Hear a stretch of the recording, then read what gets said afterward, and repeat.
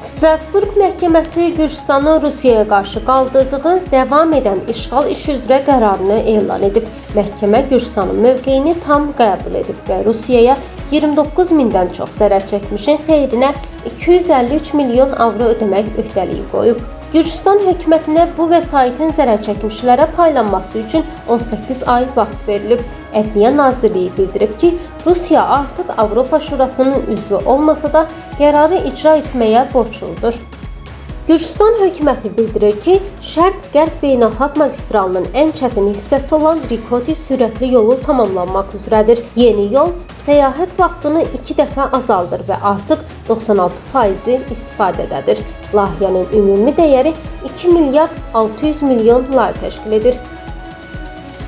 Türkiyə və Gürcüstan prezidentləri Rəcəb Tayyip Ərdoğan və Mixail Kavelaşvili Kocaelidə keçirilən Türkiyə-Gürcüstan oyununu birlikdə izləyiblər. Futbol keçmişinə malik hər iki liderin görüşdüyü oyun 4-1 hesabı ilə Türkiyənin xeyrinə başa çatıb.